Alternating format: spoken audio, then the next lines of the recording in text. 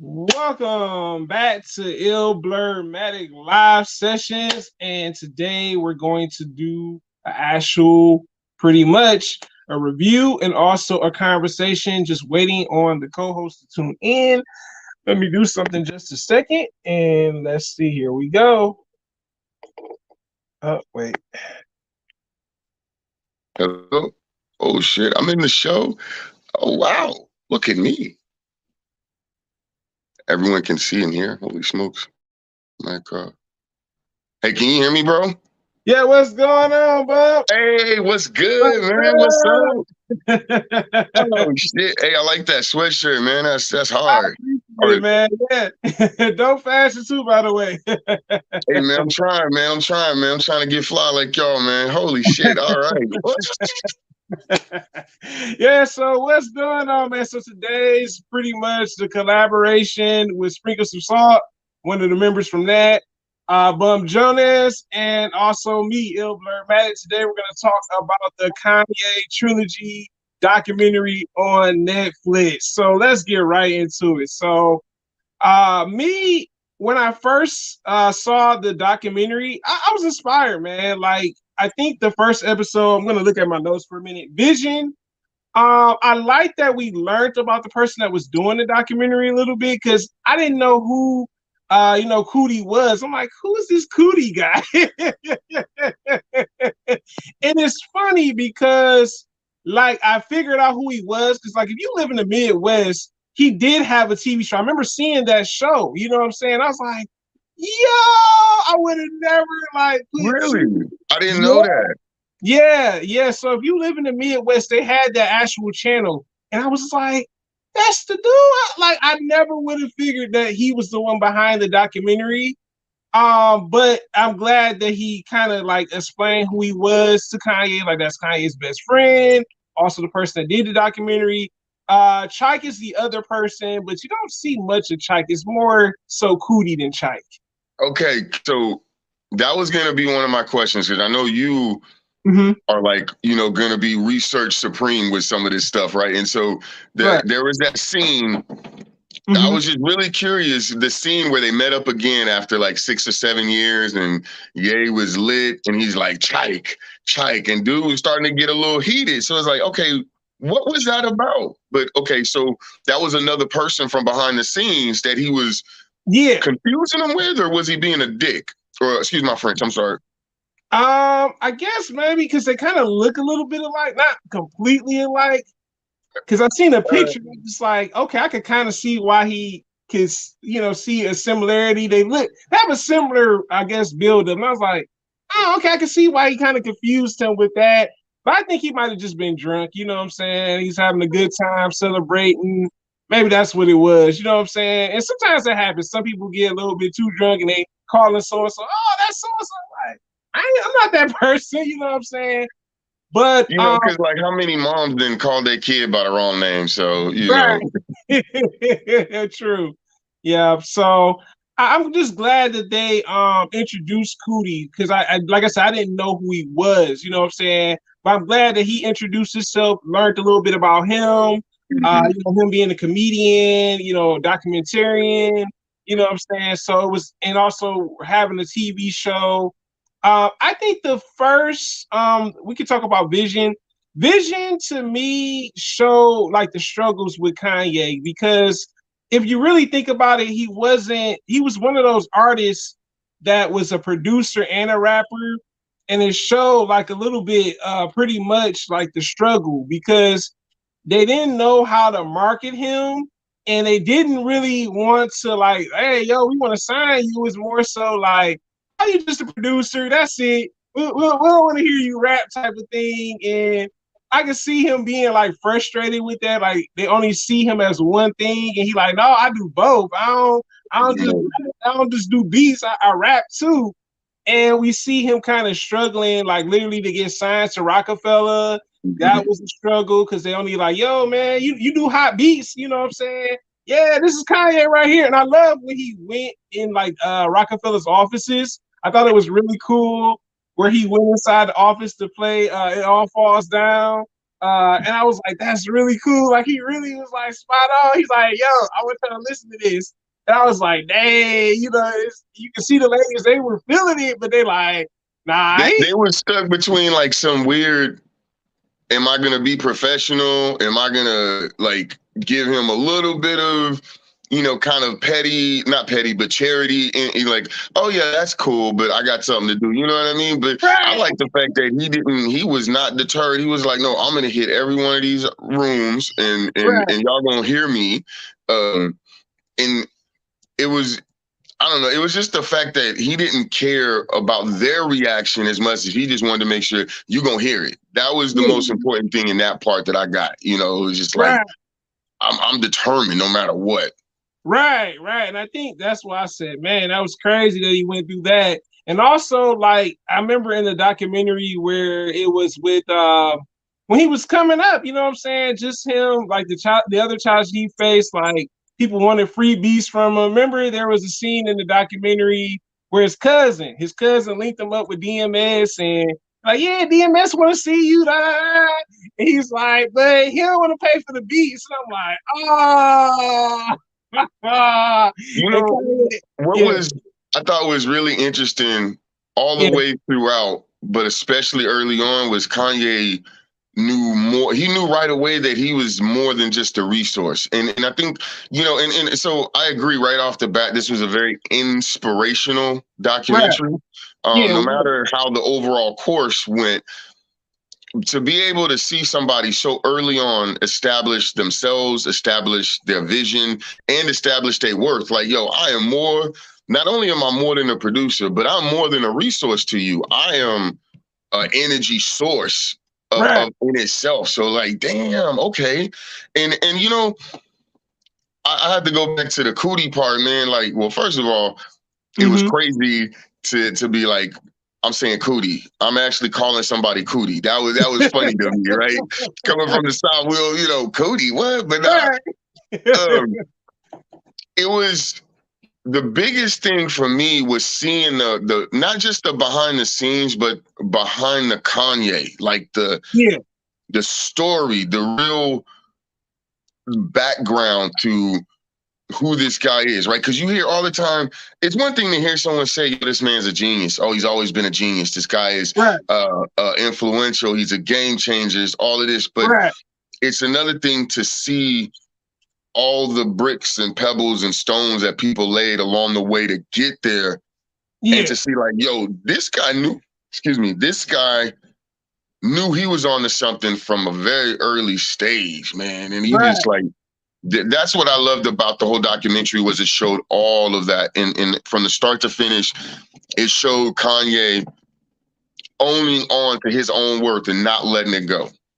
Yeah, it did. It definitely did because how you can see he was very persistent, and then just him like networking with people too. We saw that as well, pretty much like him going to pretty much MTV. Remember that show that they had on MTV? And I was like, yo, I remember seeing that freaking show, but I never thought like, whoa, like I didn't see the Kanye one, like his very first interview. And I'm just like, what, he was on this? I, I would have I never expected remember it, that. but only as Mhm. commercial clips. I didn't actually, it wasn't like a show that was like, yo, we got to check this out. Because, I mean, Right. for real, for most of us, especially black folks, I don't know that like Mhm. MTV was there and it was cool, but like you Right. had Channel Zero, there was Video Box, there was different channels that we got Yeah. our hip hop from, and it Right. was like those. It was more like, yo, MTV News, Kanye's on there talking. Wow, let's check that out. You know what I mean? So it's Right. like I didn't even know they did that. So it's like, yo, this is crazy, and he was just like in there. He showed the finesse. He showed the network. Yeah. Kanye was breaking into MTV for 6 months. What the hell? That's Right. crazy. Yeah, it was crazy because I was like, wow. I said, man, and they used Cootie's footage for it though, like to kind of help get his career going and stuff.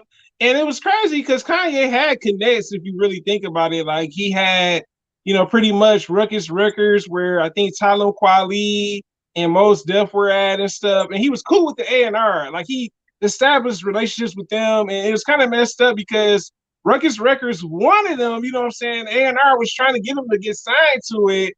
but the other people weren't behind it. I guess the president and some of the other people at the label were like, nah, we don't really want him.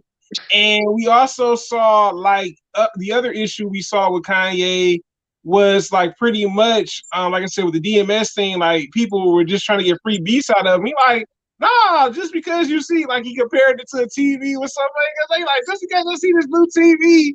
And it was just like, yo, he right though. Like he thought he was gonna snuff him for the new beat. Somehow, yeah, he could come to the He studio. said, he said, I'm gonna be the best TV watcher ever. Let me have this free TV. But I think the other thing that I liked about it was we saw that Kanye worked early on with Chicago artists too. You know what I'm saying? So that was something that was really good that we did see that. And despite him being rejected, I think the one thing that did stick out to me was the session that he had with Scarface and Visions. That was dope. Like I was Man. like, yeah, it was crazy. I was just like, yo, he had Scarface come to a studio session to pull up. And like, even though Scarface didn't hop on none of the songs, it was like, yo, it would have been crazy if he would have been on like Family Business or Jesus Walks. That would have been insane. You know what part? And I need to go back. I've watched it twice now, and I want to go back and watch it again just to make sure. But there's a when he's in the studio with Scarface and he's playing Jesus Walks. I swear I get the energy that Face likes it, but he's like, yo, this is just a little too hard for me. Like, Yeah, and it's like, so I instantly start thinking like, so you mean Kanye came up with a beat and concept that a legend was like, nah, I can't fuck. Like, right. whoa, what? Right. It was crazy, man. I was sitting there saying to myself, I'm like, dang, could you imagine if he would have been on that? It would have been totally, completely different from what it is now. But yo, imagine. So here's something that's crazy for all of the golden age 1990s hip hop heads that like the original boom bap sound. Imagine backpack Christian Dior Polo Kanye on Rockets Records though. Yeah. Imagine, oh my God. Yeah, that would have been crazy. Yeah, I just think, like I said, even though he wasn't able to get on the label, the A&R was still, rocking with him and everything, still cool. And I did like that. So it's good that he established some relationships and stuff besides, even with the Capitol Records, some of the guys from Capitol Records and stuff. Remember the two guys like, yeah, we want to sign you. And even though he wasn't able to sign to them, he was still, like I said, he was still cool with them and everything. I'm like, that's great. Even though it didn't happen, it didn't work out. We still It's saw that he good. was still cool with those people. The networking, I mean, I think, one thing that a lot of people should get out of this documentary. So for me coming up, people like Master P, E40, Right. Russell Simmons, these were guys that were moguls, self-made, and full of hustle. And Right. if you really, really watch this documentary, you're gonna see how well Kanye finessed his resources and he made it happen for himself. It don't even matter if he said like, yo, I spent 30K. None of Right. that matters. It was Right. how he positioned himself with the right, like, okay, he's being played as a resource at Rockefeller, right? Like, yo, go out to LA and put this whole project together. And he's like, yo, what the fuck? But he still turned it, all of that, his connections there and his connections with this person and this person. He gets in a room with Pharrell. He gets in a room with Scarface. He's taking backup studio time, leftover studio time from Ludacris. That is not, I mean, some of that is, yeah, he knows this person and that person. It's one thing to know. It's one thing to have a map. It's another thing to be able to apply it. And that man finessed and walked his way into so many different scenarios that very few of us could even, one, do, and two, take advantage of. You know what I mean? Like, yeah, that's true. Yeah. Yeah. Yeah. And that's something that you do see throughout the documentary. And stuff like that. Like I said, you see with, like I said, even before he started recording most of the album, I know in Visions, the first one, we see him record some of the songs, you know what I'm saying? It wasn't the whole thing, but we see that. We also see that he received some type of hate a little bit. Remember the guy that was under no ID Yep. You know, he Yep. was mad at Kanye. He's like, yo, I wasn't in the magazine. You know, you put me in the magazine. He said, no, they took that out. Like, and it's not my fault. It's the magazine editors. You know what I'm saying? You can't be mad at me for what they did. You know what I'm saying? It was so funny because he was on the phone with him. And then he And they went to had go just meet him. talked, like they had just had lunch. So it's like, bro, why didn't? I mean, honestly, Yeah. that to me, when I saw Mhm. that, that was one of the first times it was like that changed him. That Yeah. changed some perception and changed the angle. And it actually, I think it set the stage for the douchebag Kanye that we ended up meeting later. Right, yeah, because he kind of just like made it seem like he was the villain. I'm like, nah, man, this man, you know, pretty much he shouted you out. They just took that part out, you know what I'm saying? And then he's like, and I love like how he was like, oh yeah, I remember you was running around, no ID didn't want to work with you. I'm like, bruh, like, why you gonna bring that up? You know what I'm saying? It was crazy because I thought for sure it was gonna be a fight. I said, uh-oh. Like when you got Bro, because they had dudes over here and the goons over here. So it's like, I was like, oh, yeah, it was wild, man. I was like, wow. And then when he's on the phone with him, then he went to the radio station and she like, oh yeah, you can talk. And he's like, this ain't enough time to talk. So he came back and I was like, well, he clarified that. So I was like, but that was a good thing that he did, you know what I'm saying? Because he didn't want it to be any bad blood. Because the dude already made a diss track. And I'm like, dang. I like that was quick, you know. man, like, how did you have a diss track? You already had that in the on deck. That he'd been waiting you, days after the article. You already got a diss track ready. Like, come on, man, that's Yeah, crazy. yeah. So we did see that, and it's crazy because he met him, that producer, and No ID from his mother. His mother was the one that linked them up together.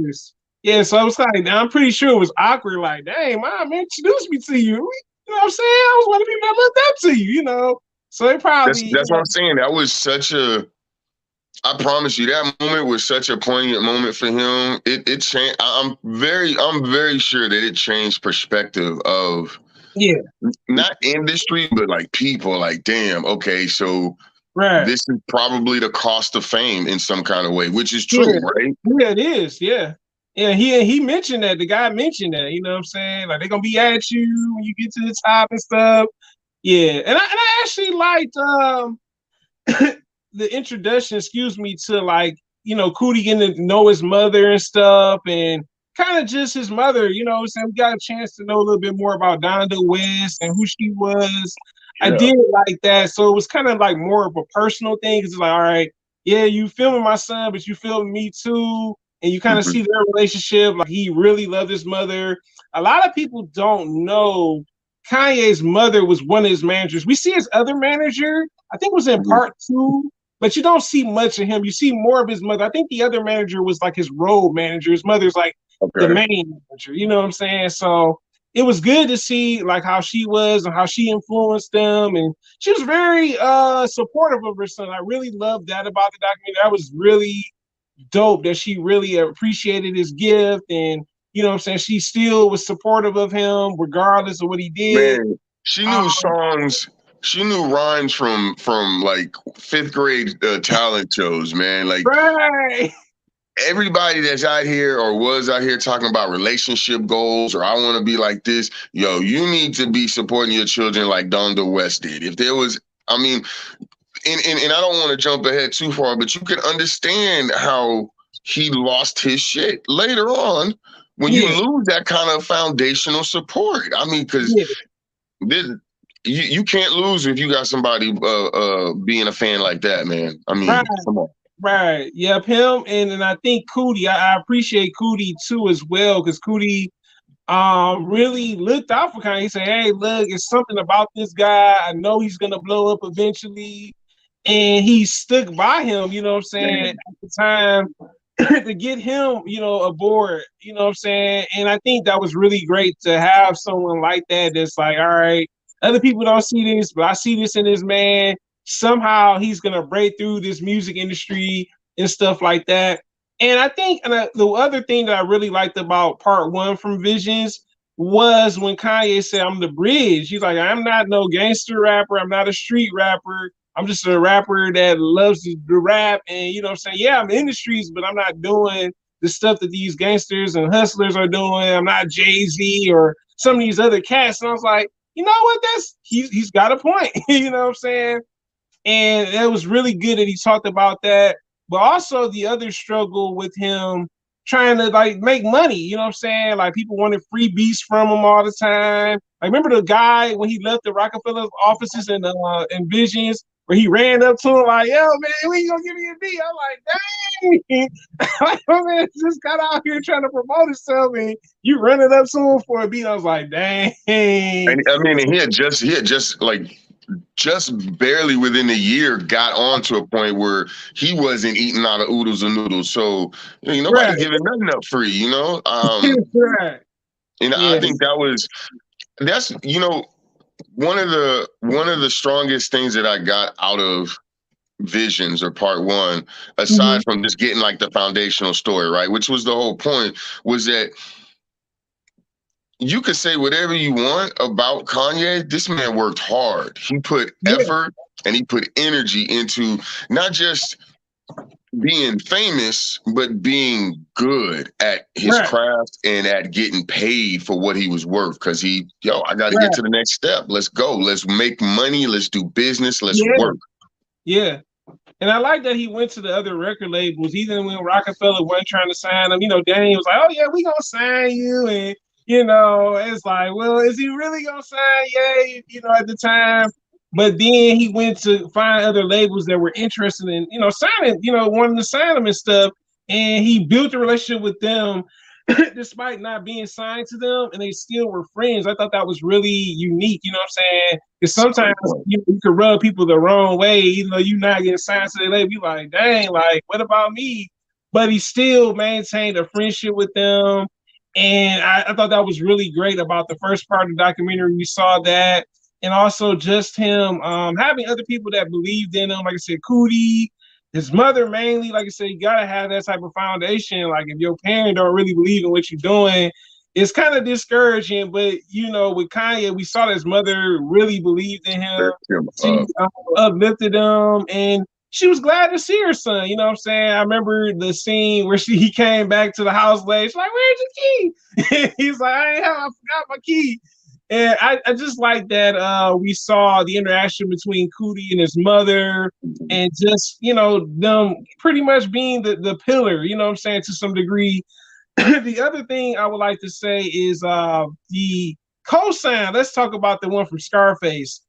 I thought, Scarface, I think he really felt the track, but it was more so like I don't think it would like it would be a top selling record. You know what I'm saying? I think that's like he like Scarface gave him the cosign, like, "Yo, this is a dope record. I just Right. don't think I have to be on it," type of thing.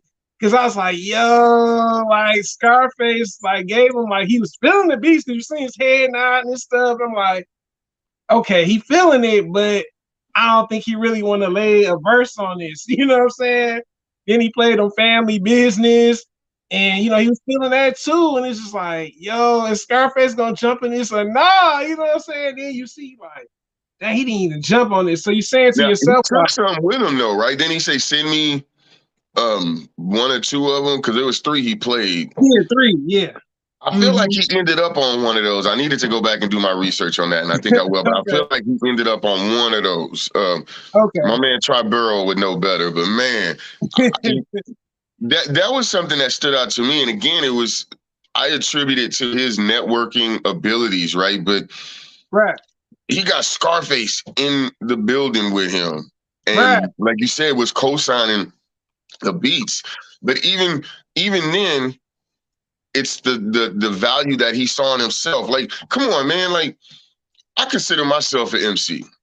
okay, Anybody that chooses to rap understands and enjoys rapping. But right, it's another thing to do that. It's one thing to do that in a room full of people that don't know you. It's another right, thing to do that in a room full of people that not only don't know you, but they do what you do on a whole other level. right. Come on, man. Yeah, That is the insane amount of confidence and just self-sureness in your talent and your word. And Scarface couldn't even, and I don't know if maybe Kanye was already there at that point, which I don't think he Mhm. was, but he had the connections. But Scarface was like, yeah, he wasn't laughing at his lyrics. No, So he wasn't. No, he wasn't laughing at his lyrics. I think he, like I said, I think he was feeling the trash, but it was more so like, nah, not on this song. You know what I'm saying? So I did like that Scarface did give him the cosign and stuff. But yeah, I think part one was it summed up everything pretty much to some degree where it was like, yo, this is gonna look good for this next part of the sequel. But let's talk about purpose, man. You want to talk about that? so that one that okay, so I feel like honestly, Purpose was the best part of the Okay. trilogy. Okay. And the reason why is, well, one, we get into the accident, right? Right. Everybody, if you're watching the part one, you're waiting for that part because most of us discover Kanye through The Wire. I mean, True. we heard Jesus Walks, like so much so that in some ways, I know for me, I wasn't sure which came first, the Me Wire or either. Jesus Walks. So You're right. um, this was a good reminder, and so the way they led out of the vision or out of vision into purpose, um, it was just like, okay, shit, we're here. And so it was, for me, it was a double-edged sword. One, I got to see the rise of Kanye all over again, right? But Right. two, I got to go back to my nostalgic time and see that all over again. And I got to see not necessarily the real Kanye, but the Kanye that had the humor and the message. Yeah. I think the message, well, I don't want to talk about later on. We'll get there, but I think Okay. he had the proper message, or he had the right mentality because he was just Mhm. coming off of that Chicago. Let's make sure Chicago's here. He gets signed by the Rock at this, not at that point, but in this series. So he really gets, and we get to see the full fruition, right? Because in the first Right. one, I'm play with that word. Right. Um, he gets to see, and we get to see the actual results of all the hard work and self value that he had. We also get to see even more so how much his mom just really pours into him. And I feel like she said it in this one. And that's why I was gonna say this about the first one, but I wanted to save it for this one because I think this is when she said it. But Okay. no, she said it in Vision. But she Okay. says to him, um, a giant doesn't see himself in the mirror. Right. Right. First one. And Yeah, it's cool though. I Yeah. think that was so poignant and important. Not so much, it was for Kanye. I think it really was. But I think it Right. was important for us Yeah. to go into purpose and then into the next one because a lot of us only see the current Kanye now, which is, you have all these different ways to describe a guy that's pretty out there now, right? Trying to find Right. his way back and stay relevant and established. But this one in Right. purpose, this is quintessential Kanye. This is Kanye that everyone falls in love with. This is, if there was a way to establish the mascot for the golden era, this is the golden era Kanye right here. So Right. that's what I got out of this, was being able to like get those goosebumps again, to get those feelings, to get those backstage shows. And I also got, it's something that I Mhm. noticed in the first one, which I thought Okay. was really good, his Okay. humor. Yeah. Kanye had a lot, he's a funny dude. And you get more of that in the second one. He starts to use his humor as a defense mechanism to blow people off and to talk Yeah. smack. So Yeah. That's true. and my bad, I was getting long winded, but that was the purpose was the best part. It was the apex of it. It had the meat of getting all of that feeling again, getting to see Jamie Foxx in the studio with Kanye, getting to see just oh no, that was in the vision, but just the No, that was in, whole, you're right. It's in this one. It's in the second chapter. Yeah, you're right. Yeah. but it just felt like this was the culmination of all the work we saw before, and it made us feel good to relive that moment with him. You know, it Right, reconnected me to Kanye. right. Yeah, I think the second part, man, it was definitely one of the better parts of the documentary. I say one and two probably were the best parts. I think with the second one, we saw like him finally getting signed to Rockefeller, still getting unacknowledged as a producer slash rapper. They're like, oh, he's just a producer. Like you remember in the credits, they're like producer, I'm a producer rapper. So we still see like, and then he makes fun of it. I know in the first one, I think it was in Visions where it had his name, they spelled his name wrong. It spelled like Kanye Pepper. I was like, he was making fun of it. So But yeah, see, you he do see always had that. that humor, you know. That was Kanye, and but he also always had, um, you know, he had confidence to the point of hubris, in a sense, if I'm using it right, you know. Yeah, Which I think, as we get into it, it's gonna be it's an important piece to remember that there was always right, Donda to keep him in line. right. Let me get it. I'm about to give me some water right quick. Yeah, so with the second part, I didn't know with purpose that he was shelved. I never knew Kanye was shelved when he got into the accident. I was just like, what? And I love that, the one thing I took from that part, the second part was despite him being shelved, he still made a way. Like he was going to the studio, making beats for the Roots and some of these other artists. And I was like, it was a John Legend, some other people too. And I love that he, even though he was shelved, he was still like, I still gotta get the album out. Didn't have a budget, you know what I'm Still saying? So out there, he was yeah, still. so it was kind of like, yo, he ain't got no budget. The label kind of shelled him after he got into the car accident. Now he got to figure out a way to like make this album happen without the label's help. You know what I'm saying? The label's discouraged now. Rockefeller's like, what can we do with him now? It's not like he just got in his car accident. We don't know what we can do with him. So he's kind of pretty much on his own. But I love that, like you said, Luda gave him studio time.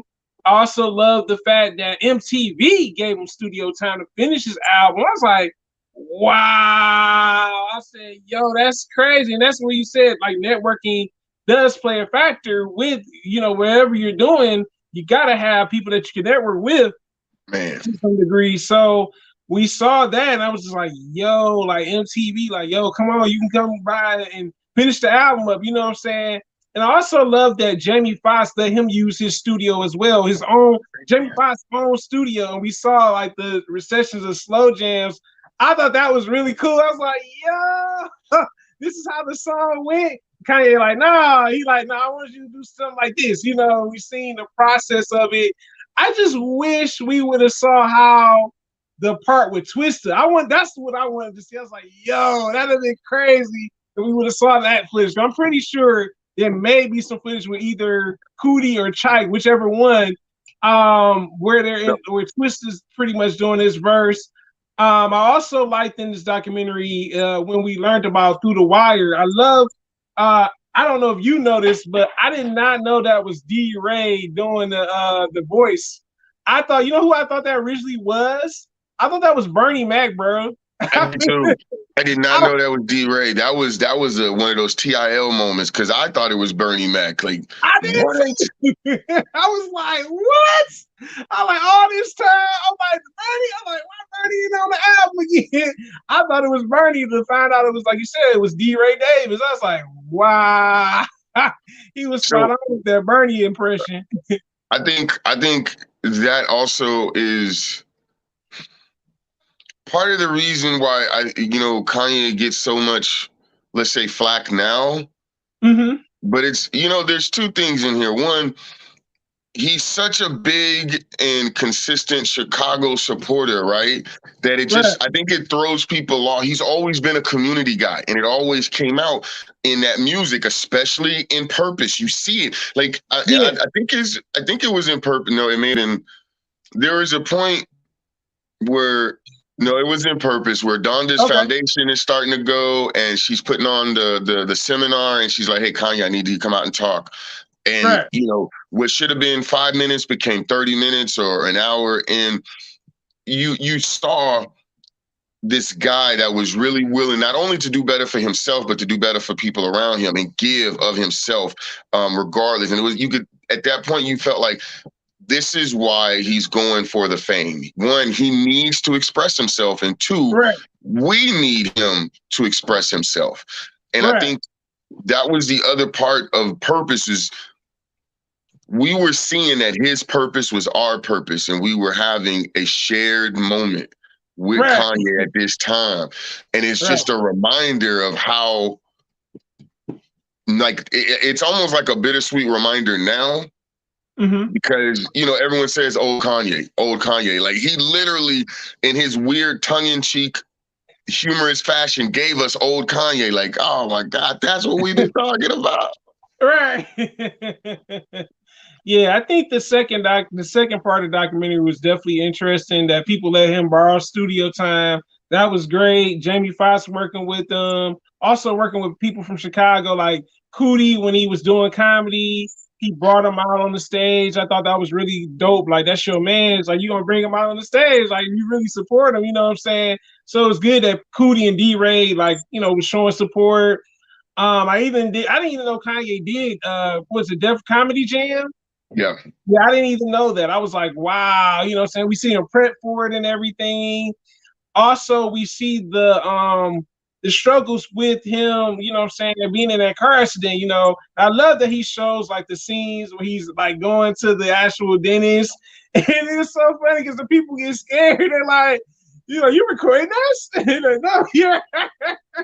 I was just like, yo, it was so crazy because you would never expected that they would let him record because they like, that you can get lawsuit. And I'm like, he still wanted to You record. know, again, and to your point about vision, but the whole documentary was so, like, inspirational. And this is gonna seem like a tangent, but Yeah. that entire section, when you see that scene, what you see is the origins of the Wire video, right? And you see how it gets put together, and you also see this guy. Like, I hate the fact that we use the word genius so much, but I can also see where someone like him, who never stops working, like, in Right. that moment, you're about to get your mouth wired shut or unwired. You're thinking about ways to turn this into creativity. So he's the original content creator before Soldier Boy. I don't know, don't sue Right. me, Yeah. but Yeah.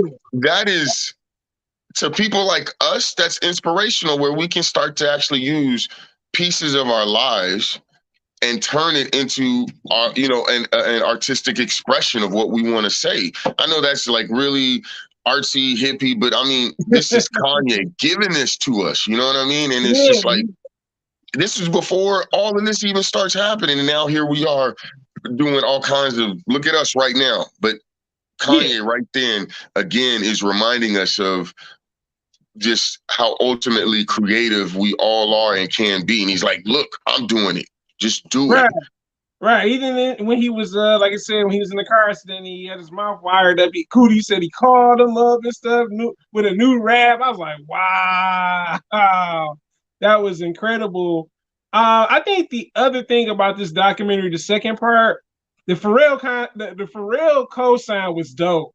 I was like, yo, he literally ran out the room. I was like, oh, and he came back in. He's like, yo, you my favorite rapper now.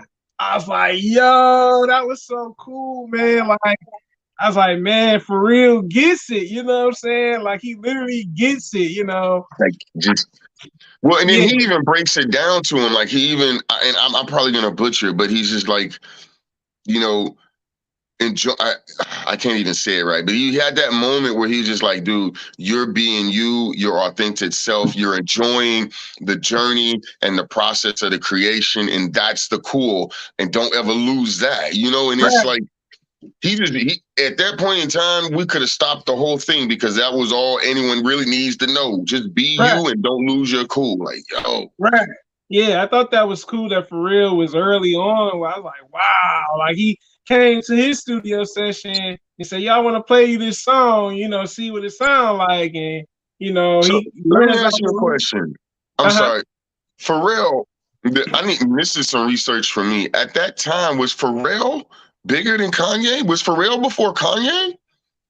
That's a good question, bro. I think that's definitely a good question, bro. I You think know, like, yeah, he might have been because he was doing the stuff with the Neptunes and all that stuff. So maybe so, yeah. Yeah. wow. Yeah, so I thought that was dope that he got that cosign and him reassuring the record and stuff. I thought that was really neat.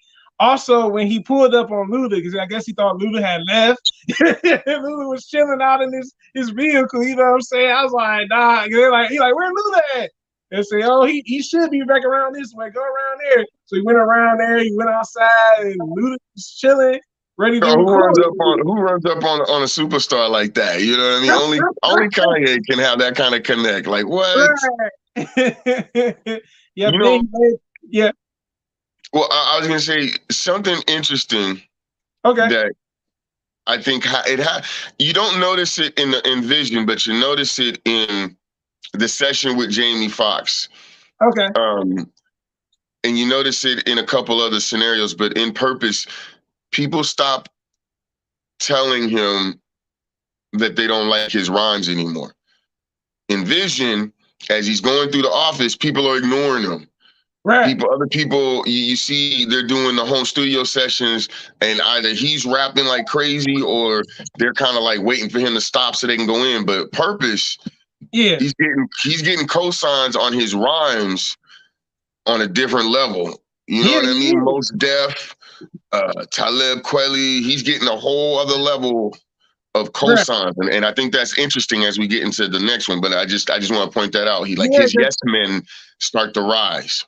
Right. Yeah. I think when he did that session with Jay-Z, the song Encore, that was dope, man. I really thought that was dope. Like he ended up going to the studio with Jay-Z, and I think who was there? Jay-Z's engineer was Guru, there. Yeah, young Guru Guru was was there. there. And pretty much he was telling Kanye what he could do to change to make it unique and stuff. And I was like, yo, like Jay-Z kind of helped him out, you know what I'm saying? He kind of said, yo, you should That say was it the this way. only time in this entire documentary.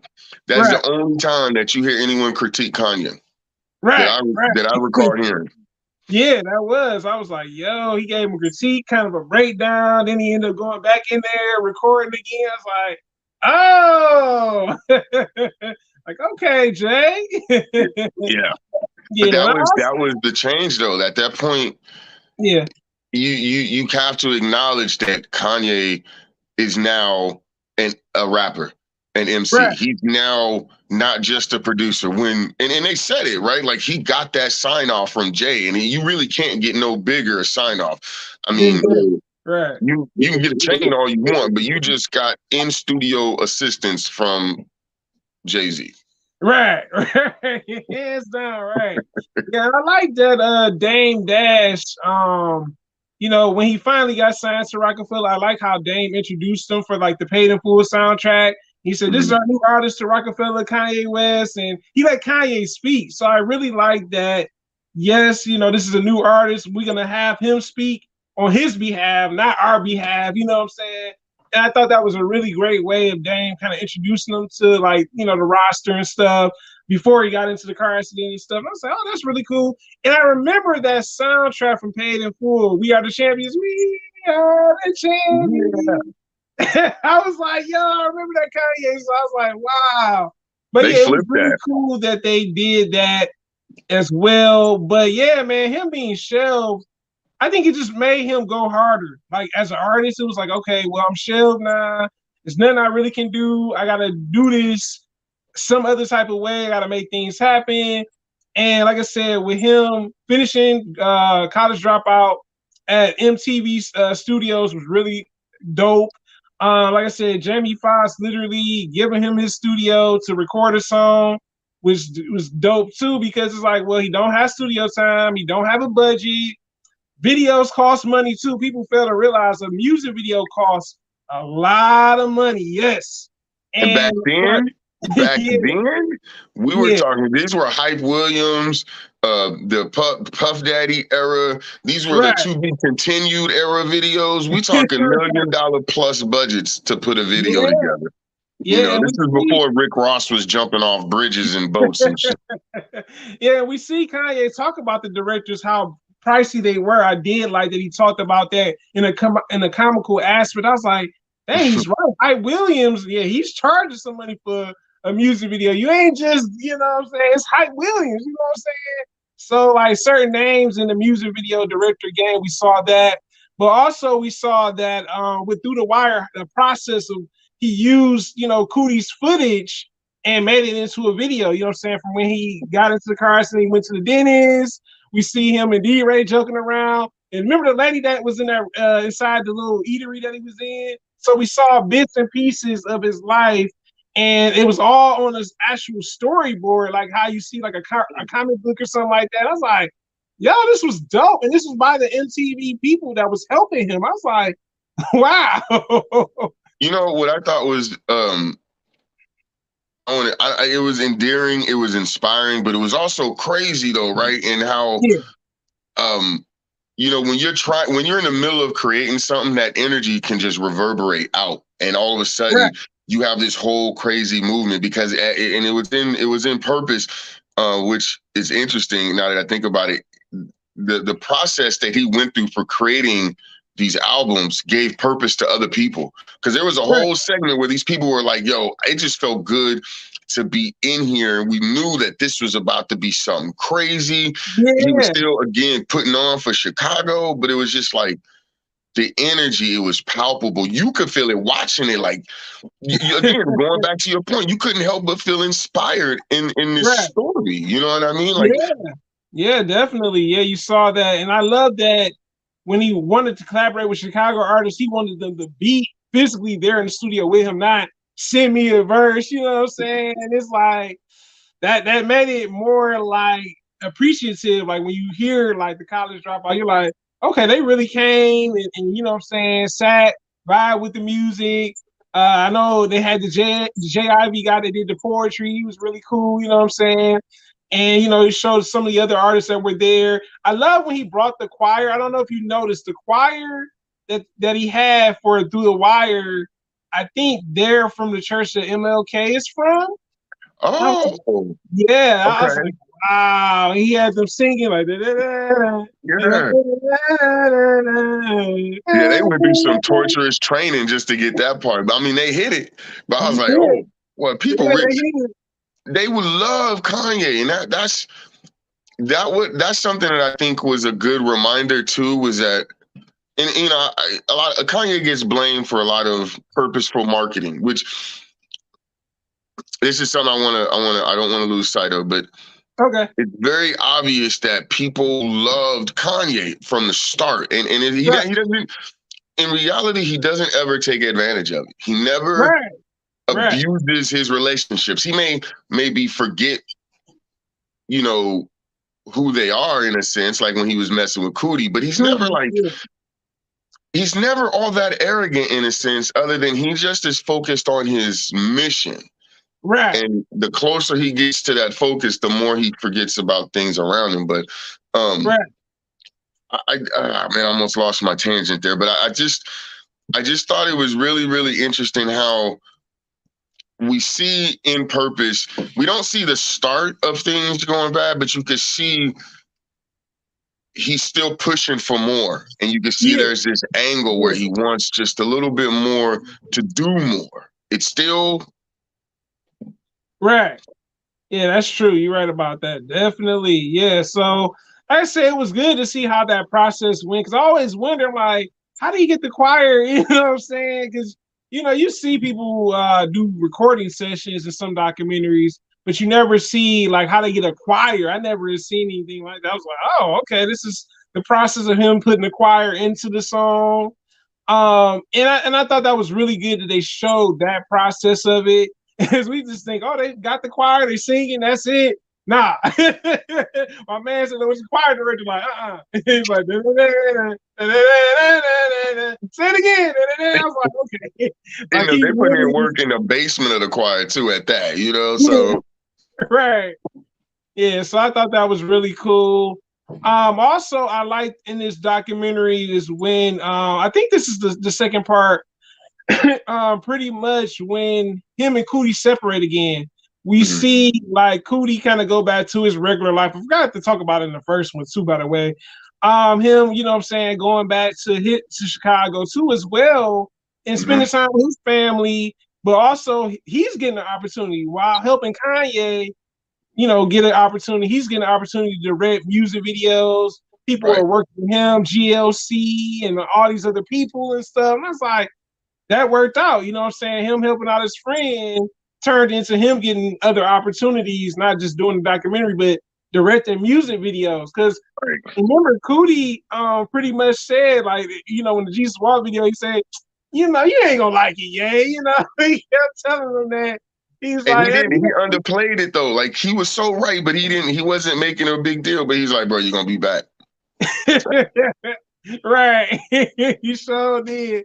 I was like, dang, Cootie dude. It was so funny because I didn't know that video had been done a couple different times. I was like, wow, like I I didn't didn't know know. that Jesus was a black dude, Yeah, or like mixed or whatever. I would have, and it was again. Even then, you have to like you have to acknowledge the creative genius or the just the creativity. Let's not use the word genius, but I mean, hell, it's called genius. Forget it, right? You got to right. acknowledge like they're already thinking about these things in that angle and finding a way around it while still being able to acknowledge the source, right? Like hip hop or people of color. It's like, oh, so and I think that again is the part that hurts when people are like, I miss the old Kanye because they want this version of Kanye from Purpose that was very much the representation of all the things that we liked, you know. But I Right. think what's important that people forget in it's really the foundation is laid in vision, but it happens in purpose. We see the fruition of what we call his arrogance, but it's really him Right. claiming his value. He's Right. had to fight all the way through whatever we see in vision Right. to what finally becomes this stardom and prop that you start to see again the fruition of his work, but it's because he's believed in himself more than anyone else is, Yeah. and so I Yeah. think it's Yeah. it's it really it very well sets the stage for us to understand the Kanye that we have now. Right. Yeah, that's true. Yeah, he really did believe in himself. Like I said, with him being shelved at Rockefeller, not knowing when he's gonna get a release date, him still willing to do a video release party for his first music video. And you know what I'm saying? And even going to meet, I forgot to mention Biggs. Remember he met Biggs in the second part.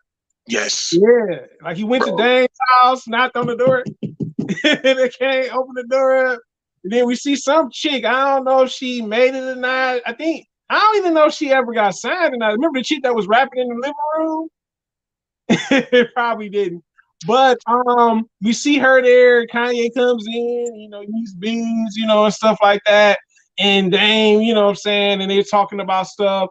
So it was good that he actually met the other person that's in charge of Rockefeller too. Because we only, like I said, in the first part, we saw Dame and Jay-Z, you know what I'm saying? So okay, at least they showed Biz at least in some part of this documentary. So it won't Just be like, enough to like give him his yeah, his credit due, I mean, he probably like, hey, I don't need too much, but it was good to see him. It was good to see the full scope represented. You're right. yeah, so I think that was really cool that we saw that too as well.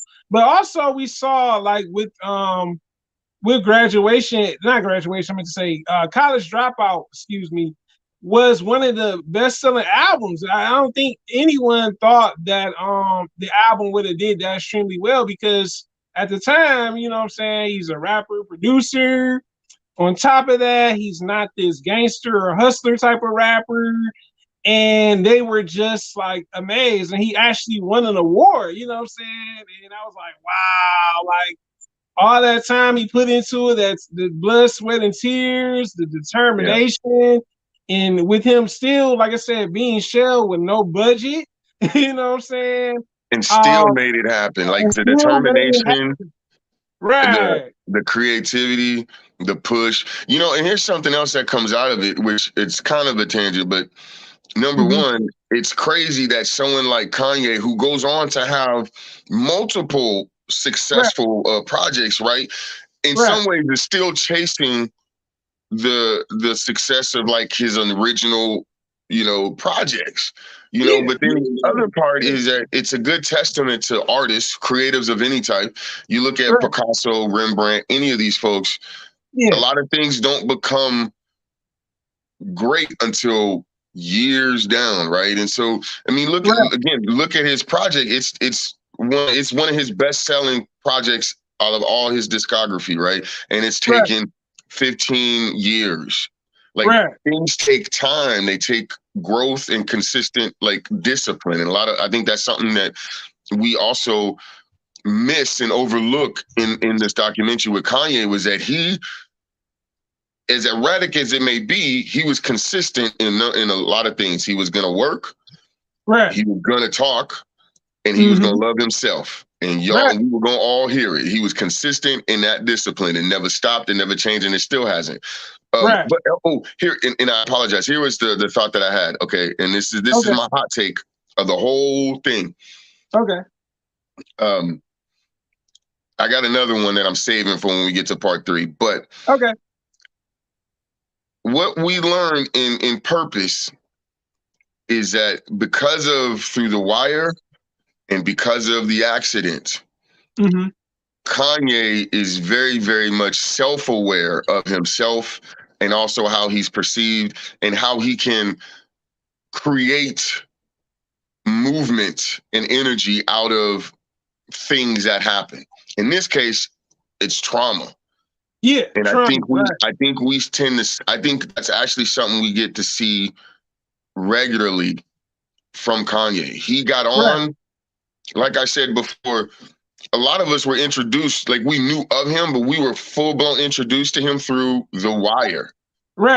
That's a trauma project in a way, right? That's him expressing that energy and that angst to get on and to make it through this accident, all of that. And we, in a sort of way, glom onto that because of that adjacent energy of, man, this guy just lived through an accident, right? And then if you start to see little things that happen throughout the rest of his career, a lot of his, and even now, a lot of his public communications are done through weird traumatic experiences, eye-shocking, mind-shocking examples. So I think we get introduced to that in Purpose. Okay. That's a good perspective on it, man. Definitely. I think with Purpose, it was more so just showing when everything doesn't work out, you still got to keep going. That's what I got from Purpose. It was like, yeah, despite him being in his car accident, he still got to make things happen. You know what I'm saying? He got to get this album going. He got to promo it. Also, he had to find another way to promote the album. He did like a mixtape. I remember hearing the mixtape like years after. I didn't know that one. That was new. I got to go get that. I got to go find that.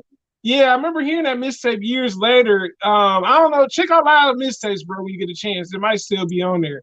Okay. But yeah, it was like, yo, he had to promo a mixtape for people to kind of like gravitate towards it because he like, all right, and shelled me. So now I gotta figure out, let me throw a mixtape, make some songs with Talib Kweli and Mos Def.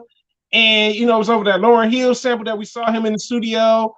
Yep. And I thought that was a dope way. So okay, well, I can't get y'all the promo that I need, so now I need to find another way to promo this to show y'all this is what the album's kind of is going towards or gearing towards, to some extent.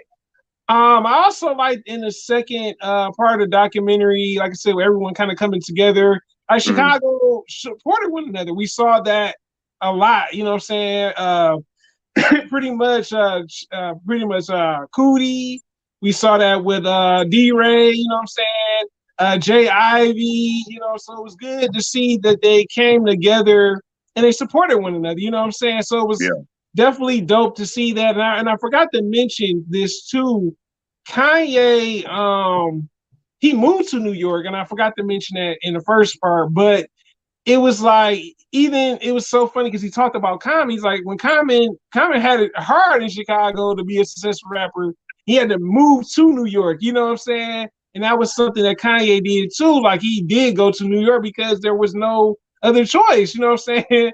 Like, and we saw that, and pretty much with Kanye, it seemed like it didn't take as long. Whereas with Common, it was like it took a minute. You know what I'm saying? So he pretty much put Chicago on the map when it came to being a successful artist, He and not did. just being that, but a producer and a rapper.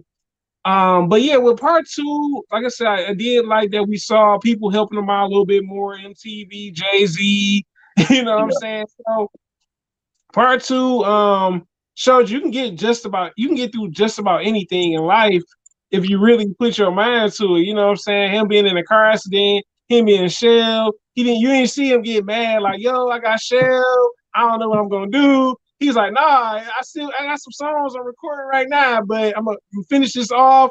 And I love that the guy that at MTV at the time say, yo, you come finish the album up at the studio. And I was like, yo, that was dope. Because he was the one that played in the Jesus Waltz video. He was the one that was the Yeah. biracial Jesus. And I Yeah. was That's like, crazy.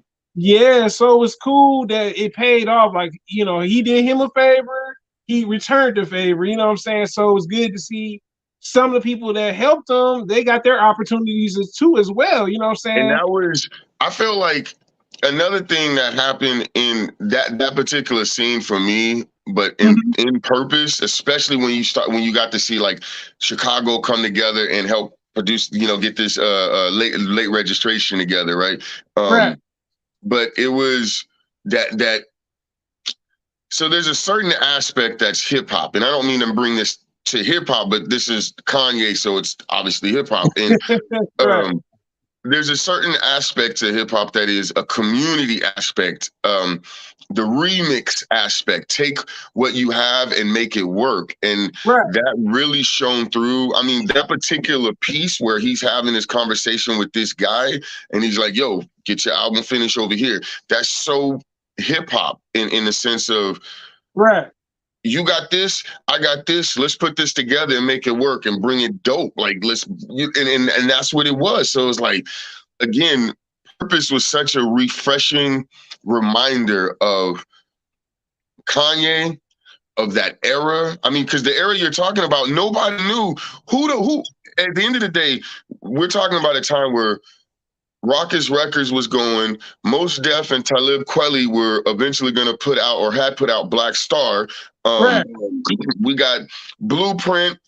Um, 1 and 2, we got Just Blaze and High Tech. We got so much hip hop happening right here. This is the golden age of hip hop, and no one even knows that Kanye is on a secret promo tour on Def Comedy Jam, talking about Past That Versace, which Right. turns out to be Gold Digger, or It All Falls Down. So Yeah.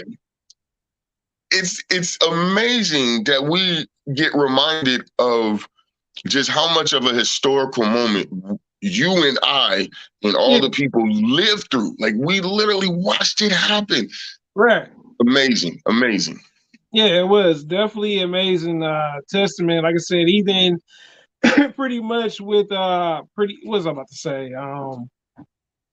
Him just pretty much even working on the second album. You know what I'm saying? After the first album, he went to work on the second album. We see him and Jamie Foxx come back together again. We see him in the game in the studio together. You know what I'm saying? His mother being there too, like during the recording process. Puff Daddy's briefly in the documentary. We see that. We Yeah, also yeah, see yeah. one of the other producers that does like pretty much, I guess you could say, the type of style for late registration that came out with Kanye. So we did see that aspect of it. And I think, with that, we saw, like you said, him just growing into, more into, I guess, the fame aspect of it and stuff. And just him, like, literally, like, look, I got this one successful album, I got this next one. And also him having a new home, because I want to say in part two, he ended up moving to LA, wasn't it? Yes, which was the Yeah, first. It's the first time we actually get to see that he has a home because we yeah, really don't. We mostly, if you watch this, you would think Kanye's a nomad, other than going to see his mom. You know what I yeah, mean? Which, right, by the way, quick interjection. I feel like at this point, it's not a hip hop documentary unless Puff Daddy's in it. If you don't got Puff Daddy, it ain't hip hop at this. I guess so. That's true to some extent. Yeah, but it was good to see that we saw the second process of the second album a little bit. Him and Jamie Foxx getting back together, making another song. Him in the studio with the Game. Like I said, Puff Daddy in it. But like I said, also his mother still being an important part of the process. You know what I'm saying? So it was good to see how very supportive his mother was, and then I know eventually after I think this was the second part too, is when we found out his mother passed, or was it the third part? It was. I feel like we get it Okay. near the third half, the third quarter of the second part. Like we're getting it Okay. right at the end, and then the third Okay. part leads into sort of the aftermath. You know, um, something that I think is interesting is we don't talk about his relationships at all. Right. At all. Like not Right. even in the finale do we talk about any of his relationships. It's interesting, you know. Yeah. But yeah, I have a theory on that, but I'll wait till we get to the end.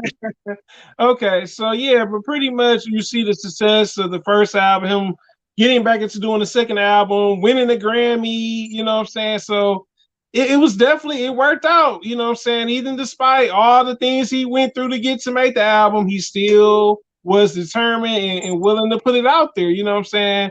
But yeah, the second part, like I said, definitely showed that he had a more of a comical side and just his relationships with people like Jay Ivy, the poet, you know what I'm saying, some of the other Dave people. Chappelle is the damn bear. Did you know Yeah. that? I didn't know that. I Dave didn't know that. Chappelle's the bear. No, I didn't know that either. Yeah, and also the album cover shoot for College Dropout. Yeah, I didn't know that either. I was like, wow. Yeah, it's definitely interesting that David Chappelle was. So yeah, it seemed like Chicago was very behind him. Like I said, Cootie, D-Ray, you know what I'm saying, other people from Chicago. So we saw Chicago kind of come together, you know what I'm saying, in a Mhm. way. Yeah, so I did really love that about the second part. Was like, oh, okay, well, he ain't got the support here just yet in part one, but when he came back and got signed, you know, you start to see other people come together and want to work with them and put out, you know, collabos and stuff like that. I know him and was I think it was Most Def. They teased to do an album together, but Yep. I guess it just never happened. So you know, sometimes it's like that too. You know, so there is unfortunate, but hey, it's a part of Did music you business.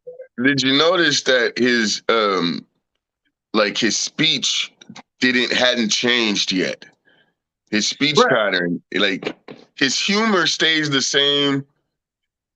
His like the way he jokes with people and talks to people stays the same all the way through from the first one. Like he really like is I don't know. He's fully engaged in being involved with that person. Like, you know, what do you like? What's going on? Like his purpose is to make sure people know that he's here. I'm here. I'm not only am I a producer, not only am I a rapper, I am a full-fledged star. I'm here.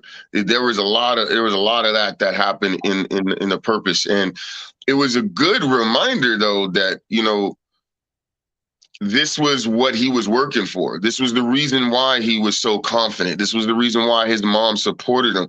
Um, Again, though, I want to point out that there are less and less. Yes, there are less and less people that are telling him any open truths, right? Like his mom is still there. Like, hey, you know, a giant can't see himself in a mirror. right. But is there anybody else? Um, is there anyone that's like, you know, hey, bro, do you want to do this? Do you want to think about this? And this is my point though. There couldn't be anybody Right, because what we saw in Vision was how much people doubted him and how right. much he had to believe in himself. So by the time we get to Purpose, this man is full of purpose. He's full of self-worth and full Yeah, of confidence. And then right. we see the adversities that he goes through. Again, he learns that can he's going to get there anyway. But then these traumatic things happen, and he can use that to super speed through, right? So Right. by the time Yeah. we even get anywhere near the end of late registration, we don't know it, but Kanye has fought through a lifetime of adversity. Who's Right. going to tell that guy no? Who's going to tell someone that has fought all his life and has actually found the pot of gold, no, you can't do that? The hell I can't. I did all this, you Yeah, that's know? true. Yeah. So it's also, for me, a good reminder that, because one of the number one things that people tend to have as a complaint about Kanye is that he's arrogant. Um, and it's, how Sway, but how Sway, and I get you, but at the same time, like, I had to sit and tell my wife, like, yo, I I don't know that I would be any different. I don't know that if I had to go through, and then that's not to say that you and I don't go through those things now. So when we get to the Right. top of our mountain, who's gonna be over here trying to tell us what we can and can't do? What? Because I just did 20 years of this. You're not gonna, please. So Yeah. I guess that's a question I have for you in a sense. How at this point that we've watched two parts of this documentary, Hmm. you have your vision of Kanye that you came into it with. Right. Does it change, or does it stay the same? It changes because you start to see kind of a little bit more about who he is as a person. You know what I'm saying? Like we like, oh, okay, yeah, we all know that he's underdog in hip hop, rapper, producer. But it gave me, I guess you could say, a new respect for him. You know what I'm saying? Mhm. This is hard work ethic. Because, like I said, when you see artists, sometimes you don't see all the stuff that they go through and the things that they have to go through in order to come out with an album. We just think, oh, they're coming out with an album. It was the number one Like, oh, seller. Like, nah, they okay, have listen went to through it. some Yeah. pain, some hardships, some rejection, maybe even just people not wanting to pretty much see them win. And we see that with Kanye. Everybody labeled him a producer. Like, oh yeah, by the way, he's a producer. That's it. And it's like, nah, he a rapper too. You know what I'm saying? So we saw kind of him being like I guess you could say, he was the first person to cross that bridge as a rapper producer, pretty much. Ooh. You know what I'm saying? That really kind of was the staple because now we see a lot of rappers nowadays that's rapper producer, not just rapper. In most cases, you know what I'm saying? But he was the one that we saw struggle, you know what I'm saying? Because Yep. he had a different vision. Because even with the fashion, remember he said, yo, I'm like this. He's like, I wear, polo or Ralph Lauren and stuff like that. And I'm like, when you think about it, Kanye was the person with the fly outfits and stuff, and just him being a little bit different because, like you say, he's a backpack rapper. You know what I'm saying? So it's And like, he said it though. He said, "I'm gonna be the best dressed rapper." And yeah, yeah, we saw that with the magazine cover. You're like, oh, okay, yeah. So yeah, we definitely do see, that side of him. You know what I'm saying? And also, just like him being one of the first people to have to cross that bridge where it's like, yo, like I did all this for y'all, these rapper producers out here that's trying to get into the game. You know what I'm saying? So, yeah, yeah, I did see that. So, man, yeah. that's. I would just have to say, Purpose. I Mhm. hopefully would see that Purpose has the highest views of that whole series because it was just, again, I've said it before, but that was the one that took everyone back. You got Yeah, re-reminded of why you fell in love with Kanye in the first place. right. Um, that right there is the quintessential vision of when people say, like I said before, I miss the old Kanye. Well, that he like in true Kanye fashion, you want the old Yeah, Kanye? Here you go. He gave you the old Kanye. I yeah, he think did. something else that I really thought was interesting was how, not so much the humor, but just how much we saw we saw Kanye smile so much more during that era than we do now. Yeah, Like we do. I've forgotten how like well or interesting his smile was. You know what I mean? Like you could tell he was happy. It Oh my God, the George Bush doesn't like black people. He had the most deadpan face. Like that wasn't even his normal face. Like Right. And just to look on Chris Tucker's face and Michael Myers, they look like. Say what? Chris Tucker like he wanted to knock him out. No, don't say that on TV, man. but see again, that's another example of um Yeah. we appreciate that. And I think that was the other thing was like, you know, we keep referring back to this other Kanye Right. or to this Kanye because that's the Kanye we know. Right. But he always had this little bit of humor. He always Yeah. has this sort of irreverent, I don't care tone, you know? Right. Um, and he's always just gonna say what he has to say. So in some ways, it was also this documentary has also been a great reintroduction into the Kanye that we know. It's kind of like you think I'm changed, but I haven't. I've always been here. Yeah. I'm Right. just I just wear swan boots now. You know what I mean? Yeah, that's true. Yeah, I think with that with late registration, we saw more of an introspective Kanye, you know what I'm saying? Like we saw it a little bit with college dropout, you know what I'm saying, but then we see it a little bit more. Like he because I know with All Falls Down, he talks about the women and their being insecure and stuff like that. And and we see that with late registration too. So we see him having ideas of what he thinks people would, would like, or maybe just how they feel about themselves. You know what I'm saying? Their insecurities or self doubt and stuff like that. So I think with part two, we see like him having ideas and kind of just going with what works, for the music. You know what I'm saying? And it's still worked. You know what I'm saying, for late registration, pretty much.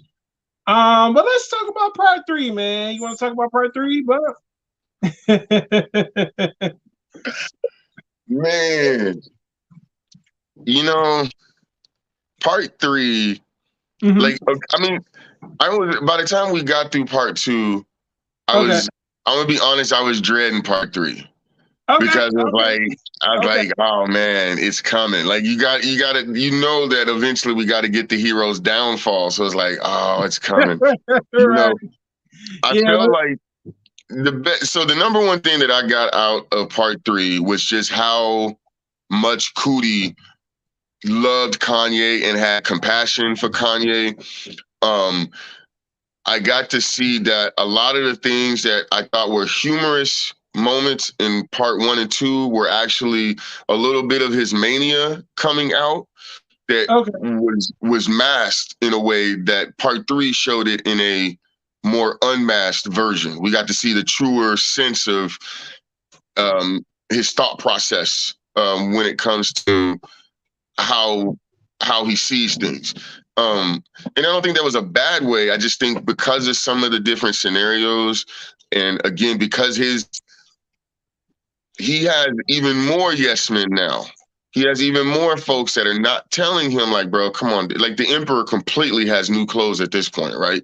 And we see the we see the culmination of it, but we also see Kanye still being self-aware enough to be like, yo, so either he is a mad genius or he really is a self-aware good guy. But either way, he steps back from the ledge and says, hold on, let me go back to the people I know. Let me start over with everyone else, take it back to Chicago. Again, Chicago runs all through this.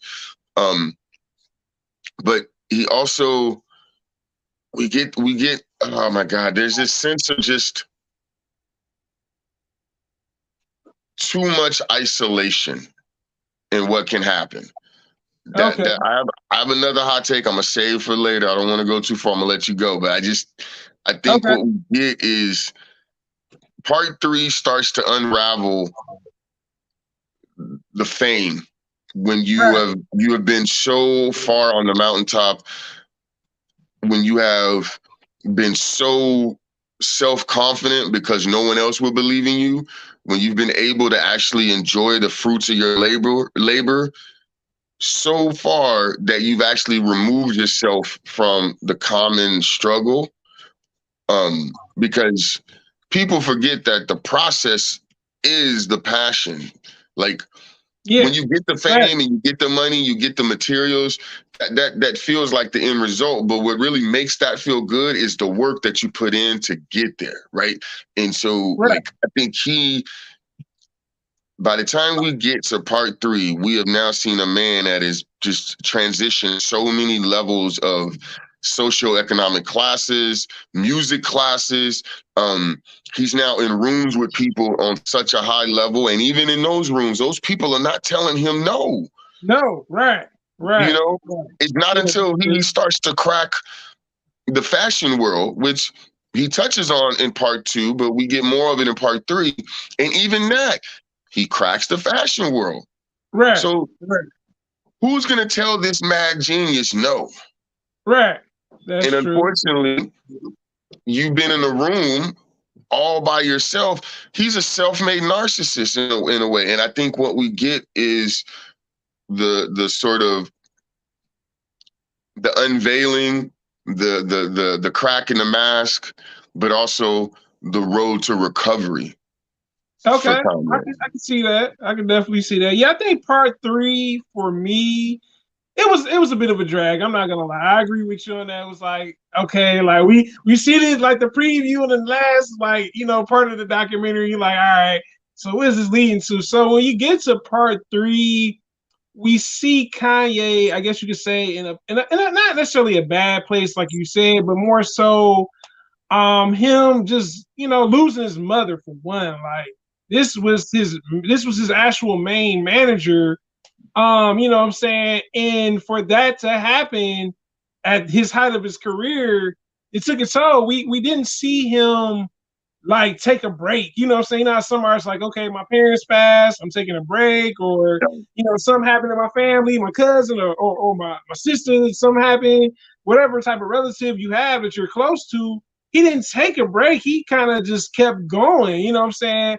And we saw the veil, like you said, kind of lifted where he had tension with Cootie, you know what I'm saying? Like, oh man. And when we saw that, we saw like, Cootie even said it in the documentary. He said, GFC called me up and, I'm supposed to be going to the studio to do something with him. And who is Mhm. there? It's Kanye. So it's like awkward, you know what I'm saying? You and your mans, y'all cool, but it's like, I don't know what to say. I don't know what to do because it's like, Right. GFC, the one that called me, he didn't call me, you know what I'm saying? So we see Kanye pretty much him withdrawn from his friends, you know what I'm saying? Mhm. Losing that loved one, you know what I'm saying, withdrawn from his friends, kind of just, going through the most, you know what I'm saying? And at that time, we saw like Cootie kind of being at home, you know what I'm saying? He has a family of his own. He's got a daughter, you know what I'm saying? And we see like the highlights. Like, you ain't got the Yeah. answers, Sway. And him just, going on his, his little tangent about things and stuff. And it was like, wow, and I thought one thing that I forgot to mention with this, I wish we would have saw a little bit of graduations process, but I think that was before that kind of came about, you know what I'm Yeah.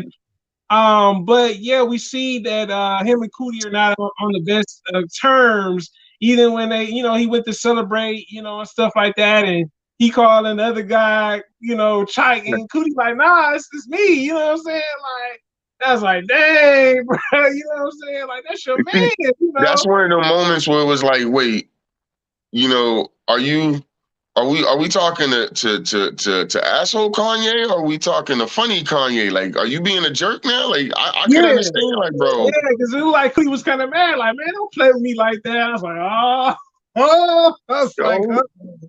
Yeah, so I was like, man, but I can respect that Cootie in this third part. He showed, like, I guess you could say him being kind of I guess you're saying a self-absorbed narcissist to some degree, and also just the trauma that he's going through. Like, you losing a parent is never easy, you know what I'm saying?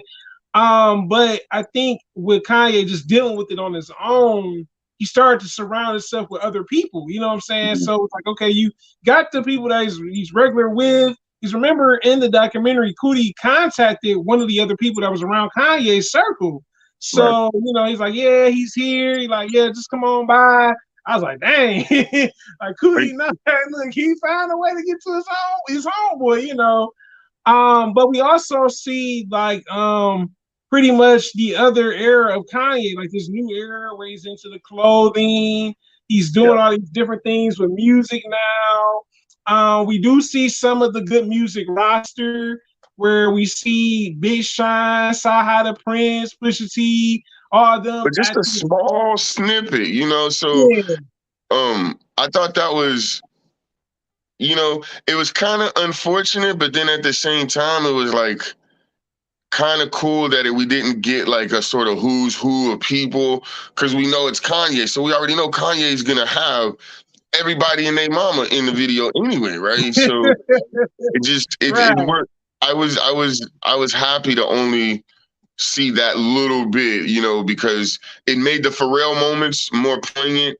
It right. made the back in the day moments mean a little bit more to see Common pop up. Who, you know, Common popped up more than anybody. I wouldn't Yeah. even know that Kanye and Common had that kind of relationship, but I they, didn't either. Right. I was surprised too. Yeah, I didn't know him and Common had that type of relationship either. I was like, dang, Common? I'm like, what? I would have never guessed it. I was like, okay. But yeah, it did show, like you said, some of him being more vulnerable. I did like that Cootie, his family, Kanye's family, reached out to Cootie to do a documentary on his mother. I yeah, thought that was really thoughtful of the family that they really consider Cootie like really like, yo, we he know was, that you helped yeah, out our relative. We want you to do the mother's documentary. I thought that was a beautiful thing for them coming together to say, look, you do the documentary. We also see in this documentary in part 3 the relationship that he had with his father because we yeah, knew Kanye had a relationship with his father, wasn't on the best of terms. I mean, I remember hearing, I forgot what song, he didn't make an album or anything. It was like a song that he just dropped. And he had issues with his father, but it seemed like in the documentary, it seemed like he was trying to reestablish he that was. relationship with his father and stuff by face calling. I remember he's at the lady's house that got the pottery or dishes going Yeah. on. It's like, hey, His dad could give two damns about no pottery. He was just like, bro, what's wrong with you, bro? But you know, it was. I yeah, think, unfortunately, that was another poignant moment for us watching because we first of all knew that. Well, number one, I'd never seen what his dad looked like ever. I'd me actually either. thought that his dad had passed away. So Okay, it wasn't until that moment that I learned he was actually alive and viable, right? Like you would think that he wasn't in his life. So right, it was interesting that he was willing to show him. But what I saw was also somebody, he was trying to get his dad to play a game that him and his mom played, and his yeah, dad wasn't playing it right. You right, know, that's what right. I It did saw. seem like that. Yeah, it did. It did seem like he wanted his father to kind of, feel that role that his mother had to some degree, and his dad like, nah, I ain't doing all this. You know what I'm saying? But it was good that we saw his dad. Like you said, you didn't Yeah, know his dad was still alive. I mean, I knew because, like I said, some of the songs that he didn't release on albums, he would throw out online sometimes. And you heard him talk about his dad and not them having the best relationship. But it seemed like after his mother passed, it seemed like he decided to reach out and yep, reestablish and get to know his father a little bit more. I thought that was really good. We also see, like I said, with him and Cootie falling out in and out of things. So that's why we didn't see like Cootie kind of like, okay, yeah, 808's recording session. So graduation recording session. We didn't get a chance to we see see that. some of the other magic behind it. Hopefully, Kanye's friend Chike So the recorded real it. Chike. Yeah, not Cootie. But Chike recorded that process for those albums because I would love to see the process behind some of the other albums that we didn't get to see in the documentary. Yeah, I think part 3 showed that he was broken. You know what I'm saying? He was broken. He was defeated a little bit. You know what I'm saying? Losing the person that was like that was your manager, not just your mom. That was your main manager. You know what I'm saying? Losing that person, and him trying his to whole right arm was gone. Like his whole right. like, what am I swinging with? Right. So him probably having to find another manager. I'm kind of glad they didn't show that because I don't Yeah, know the process. You know what I'm saying? Maybe, and maybe that was a good thing they didn't show the other manager that he had after his mother. But I'm pretty sure he probably had to figure out like, okay, who's a good person to be the manager and stuff now. But also we see in this documentary, they grew apart. Cootie and Kanye grew apart. You know what I'm saying? It seemed like, sometimes it's like that with friends. You grow apart. Sometimes y'all come back together. Sometimes you don't. I Because guess it all people depends grow on and your circle. change. Yeah, or that change. You know what I'm saying? But I think it just, the death of his mother kind of just drove the wedge a little bit. Maybe he just wasn't comfortable being around them because they didn't experience that. They're losing their mother and stuff. Maybe that's what it was. But it's good that Cootie still had connects within Kanye's circle. I Mhm. thought that was really good. I was like, yo, my man's like, yeah, he here now. Yeah, you can go meet him. And I love that Cootie's daughter actually got a chance to meet Kanye. Remember? Yep, So I yep, thought that yep. was really cool that, she wanted to be a musician and stuff and all that stuff.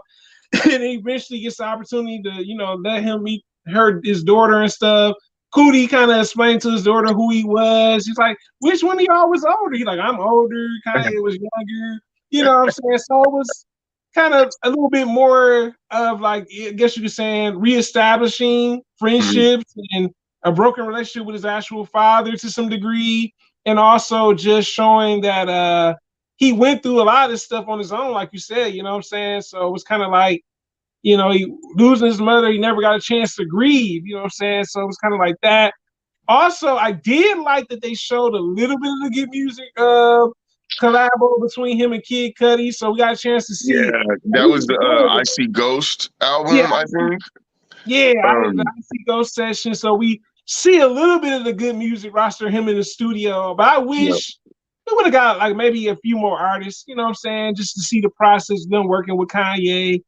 You But know, I wish that if I could be like 100% hypothetical here, it would have been nice mhm, for to see like some of that good music behind the scenes, like some of the Big Sean projects or Saha the Prince writing sessions. Just, right, I mean, or just Pusha T. Like just any of that would just, I mean, and hopefully there's something there.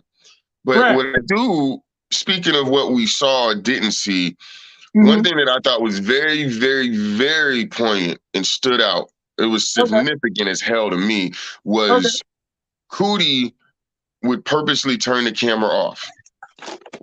And I don't know, I think he did it maybe once in part two, but I know for sure in part three he started doing it more and more.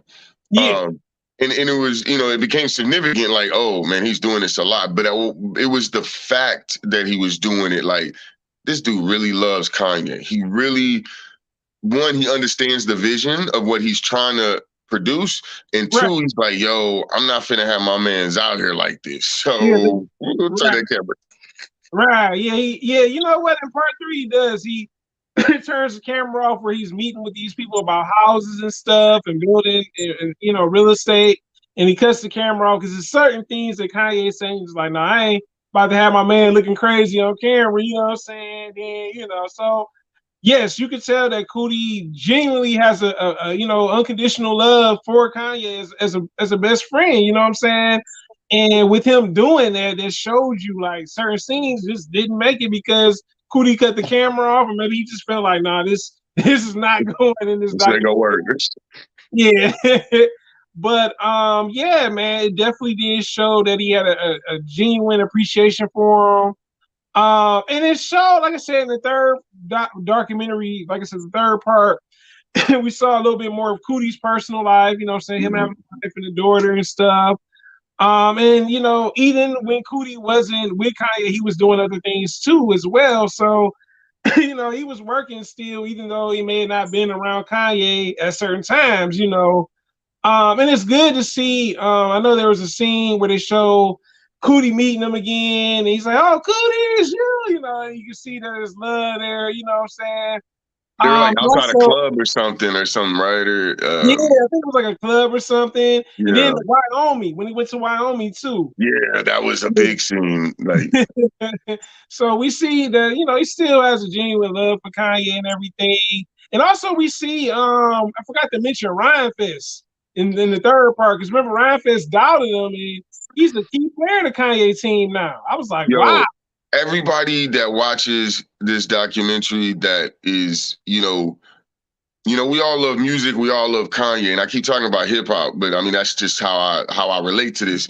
But Right, anybody that is like truly, truly into hip hop and they're like, yo, boom bap, golden era, they had to have been checking for two people, right? Besides Kanye, you was checking for GLC and for Rhymefest because without them, you don't have Kanye. You don't have Kanye, in my right, opinion. I mean, I'm not saying nothing against Common or No ID or Knots or even Miss West, Mama West. I'm just saying that right, these cats help. They was there from the start when it comes to bars and rhyme and all that. right, So right, seeing them again was a great reminder of Kanye, not this dude that we now see through the right. trauma lens of the last 10 years, but no, remember Kanye? These Right. guys still been with him the whole time. Like, oh, he's human. He still got some of his same people that's been riding. It was beautiful to see. Yeah, yeah, definitely. Chike, some of his other buddies too. So yeah, I think the Yeah, third. Ice Gree or Gree, that's not Chike, that's a different dude. There's a Gree that pops up a lot.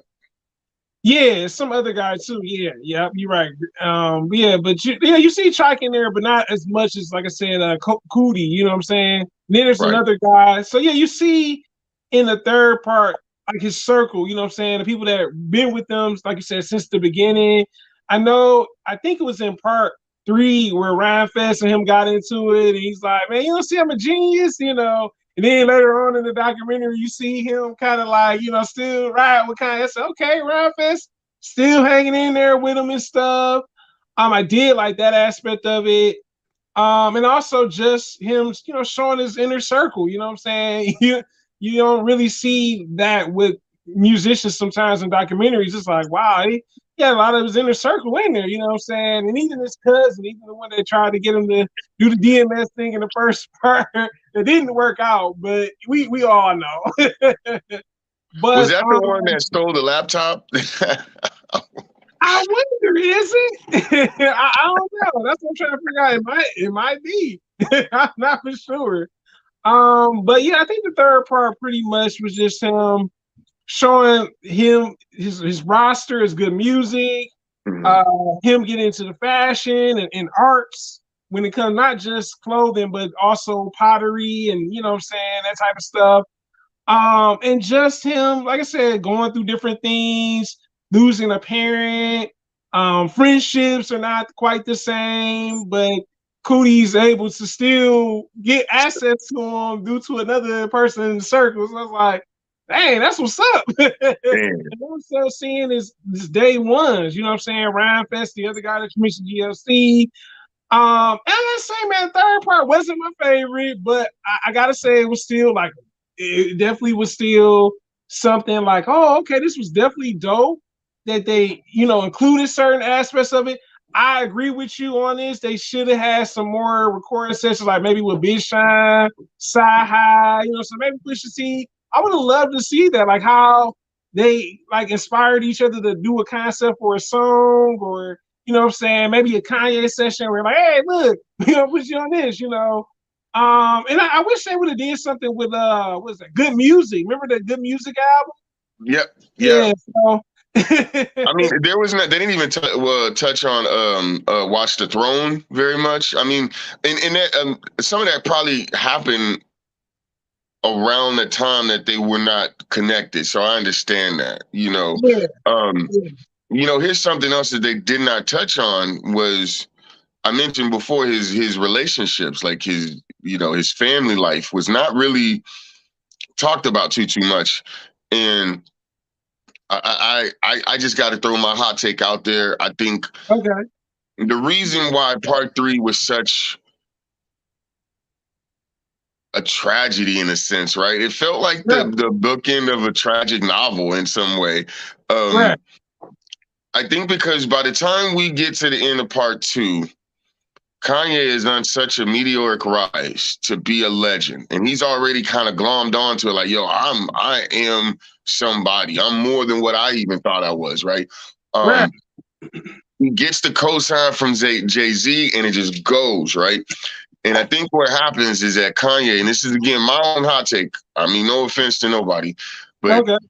Kanye starts to see people make moves that he wants to emulate.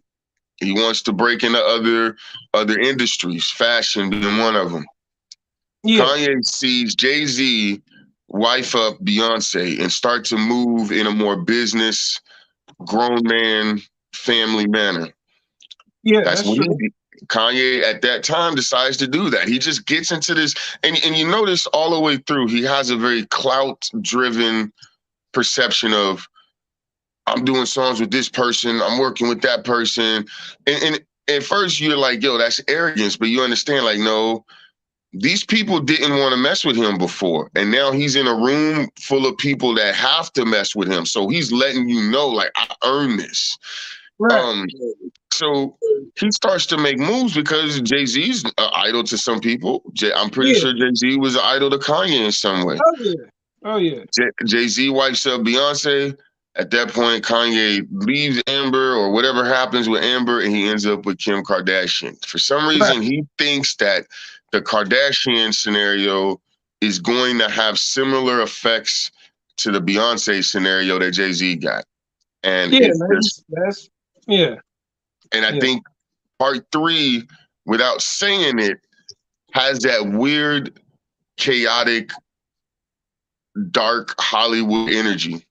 It has that manic outburst of language that no one can understand because it's coming off of weird 3-day benders of Hollywood. And that's why he ends up in Wyoming. And I think what the reason it feels like a tragedy is that you end up seeing the aftermath of Kanye taking a left. He zigged when he should have zagged, and that's what we got. Yeah, you see like a decline. Yeah, you see with all that success, you see it declining due to all the different things he went through, and like I said, being in a room with people that probably didn't respect them now. And yeah, you talk about him breaking into the fashion industry. He talked about that on Sway. I wish Cootie would have recorded that scene where he was talking about with Lenny. I remember that interview with Lenny where he's talking about Lenny Kravitz. Really like, yeah, I'm trying to break into the fashion industry. Like my friends, they won't help me and stuff. So I was like, dang, you know what I'm saying? You if you've seen the Sway interview, like him talking about like, you ain't got the answer, Sway, you know what I'm saying? Ain't nobody got no clothing line, you know what I'm saying? Don't nobody know your clothing line. So it's like, oh man. And I thought Cootie would have been there. I thought for sure. But we find out that wasn't the case. But yeah, you see a different Kanye trying to break into like a new scene. He didn't want to just do music.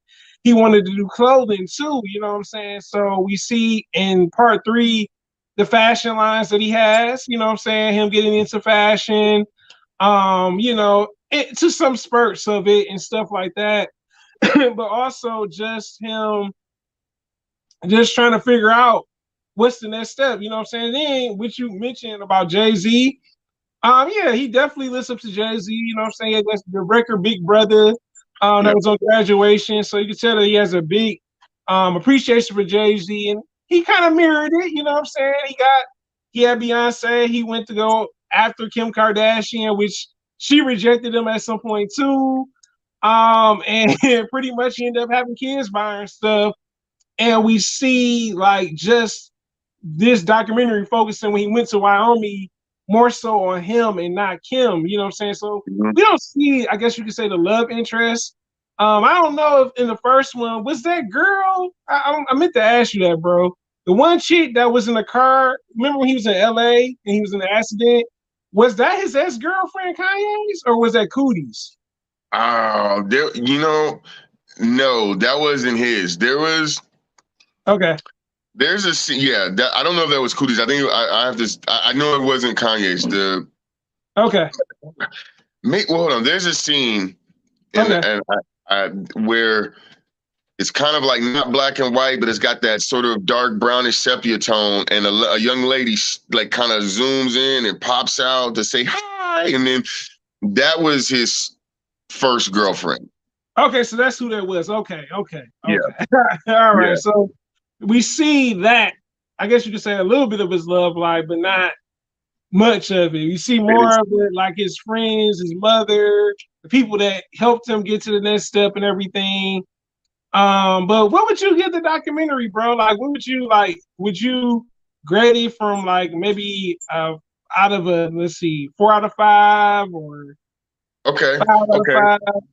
Let's do it like a five mics, like the source. I would give it a strong four. I would give it a strong Oh, four. 4. Like Okay. almost a 3.9, something like that. Um, I wouldn't give it a five because it didn't have enough music. Okay. Um, Okay. I feel like this would be a great this would have been a great, we can all be armchair directors now that it's already done. So this would have been a great opportunity for a soundtrack that was something that was big in the golden era. Um, this would have been a great opportunity for us to hear more of the process of how some of these great albums were put together. We didn't get much about Yeezus. I think I just would have wanted to see more of the creation process of this other half of Kanye. I saw it. We saw some of it. We did, but it felt scattered. Um, Scattered? Okay. Okay. that That's a good take on it. only on the back end, but everything else overall, I loved it. I felt good watching it. It took me back to the 90s. It took me back to, that golden age. I got that old thing back. So definitely like Okay. a strong four. Okay. Strong for it. I gotta say, man, I really enjoyed the documentary. I think hopefully Cootie paid $3 million for this documentary to be on Netflix. So he got paid a decent amount of money. I really hope the documentary pretty much we see this in high school. You know what I'm saying? This is something, you know what I'm saying? You can see this in high schools pretty much, hopefully. I hope it wins some type of award. I mean, it wasn't the best documentary ever, but for this year, I would say it's definitely an aspiring documentary because it showed you the phases. Him not having many people believe in him, doors closed on him because you're a rapper producer, you'll never make it into this music game. But also it showed that he had a support system. You know what I'm saying? He had his mother, his best friends, some of these other artists he met in the music industry. I felt like the documentary did lack something that you had mentioned a while back. It didn't show enough recording sessions. You know what I'm saying? It was like, all Yeah. right, I wish we would have saw a little bit more for late registration. I feel like they showed us a little bit. It was like I think 3 pieces of it, and that was it. I was like, yo, like y'all could have showed us a little bit more about late registration. You know what I'm saying? Like to me, that's like one of my other favorite Kanye albums. You know what I'm saying? I understand for graduation why that wasn't on there. Him and Cootie weren't on the best of terms. So I Right. can understand why graduation wasn't like, oh man, I want to see graduation recording session. I think there is another problem with this documentary. I guess it's not like a big problem, but I think Cootie kind of introduced himself a little bit too much, like towards the end, the third piece of the documentary. The first piece was fine, you know what I'm saying? Because when you look at a documentary, you got to get to know about the person that's doing the documentary. So that was great that he did it that way, so we can learn a little bit more about him. I did like that we learned about Cootie. I learned that one of the stations that I saw in the Midwest was the station that he did that show on. So I did like that aspect of it. I did appreciate that Cootie, when it came to certain stuff, that maybe he didn't disagree, he didn't like what Kanye was saying, that he turned the camera off. I gotta respect that. Like if that's your best friend, and I don't want you looking all crazy on camera. So he told him like, yo, let me cut this camera off. I'm not gonna throw you out here looking crazy. You know what I'm saying? And I did enjoy that Cootie did have that much respect for him. I like that he showed the recording session for at least one of the projects he did with a good music artist, Kid Cudi. I just wish we would have saw a little bit more, like maybe some other artists too, and them recording and kind of everything and stuff like that. I like I said, I think the documentary definitely is going to be something that's talked about very often because, like I said, we don't have many documentaries. Like we have, okay, I'll say this: Kanye gave us one. The only other artist I've seen that's done documentaries lately when they drop an album is J. Cole. J. Cole, every so often, he give you that before he gives you the album, you get a documentary album. You know, so you get to hear about the process of the album, what he's doing, who he's working with, maybe so, and maybe just the mindset that he's in. You know what I'm saying? When he gets in the studio, where he's working at, who's the vocal singers. We see that with Kanye's too. We see where they had the ladies that were the vocal singers. We see the choir. So there are certain aspects of it that you do see that.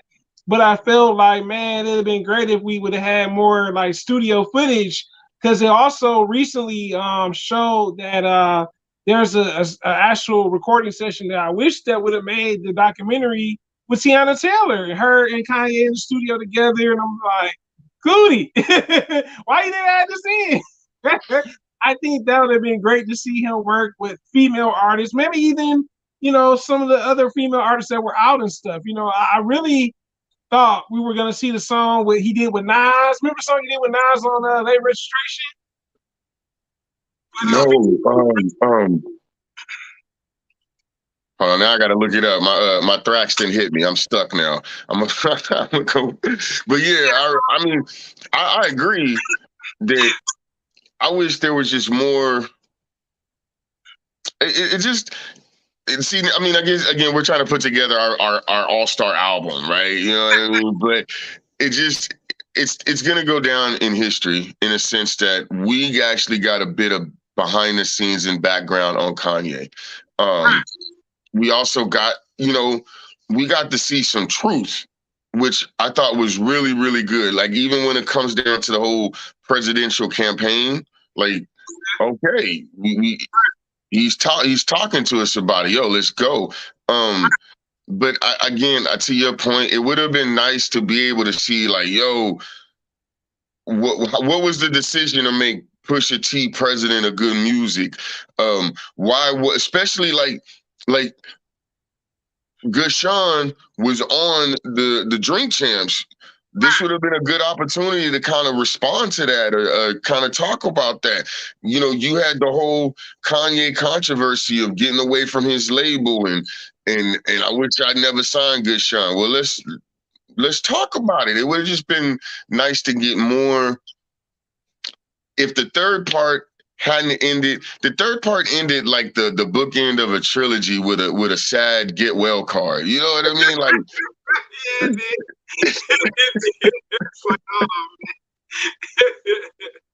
Yeah, so yeah. Well, hopefully, Chike, the other person that was a part of it, maybe he might have the footage. You never know. so we on the lookout for it, man. We on the lookout for more footage. I mean, I definitely, to your point, there are more hip hop documentaries coming out than we've ever seen in a lot of time. So I think, you know, the fact that Kanye's doing it now, the fact that there's more out is actually a good sign. Like, yo, we're gonna get more, and we need this, right? Because our culture is about to hit 50 years old. Right. You know, and the best part about it, you know, like for someone like yourself, you're rocking Justice League, comic books, video games, manga, you know, anime, all of those things are tied into this culture of ours. And so being able to see one of our greatest living legends, heroes, you know, not only, I mean, in just this decade, we've gotten a Kanye documentary, we've gotten a Biggie biopic, we've gotten a Tupac biopic, we've gotten I mean, we're getting so much of the history of our culture in that sense that, you know, you can't be nothing but happy and hopeful and just like, yo, this is only going to go up from here. You know what I mean? So, Man, and I agree with you. I think it will get an award. I mean, it's Kanye, so of course it's gonna get one, but I'm not upset if it does. You know what I mean? Like, yeah, Right, get that boy something, man. That boy did good. right. So who would you like to see to do like a documentary that you haven't seen from like out of the newer artists? From out of the newer artists, do a documentary that hasn't done one. I would like to see. Well, there's a new artist that just came out. His name's Lil Russell, out of the Bay Area from Okay, Oakland.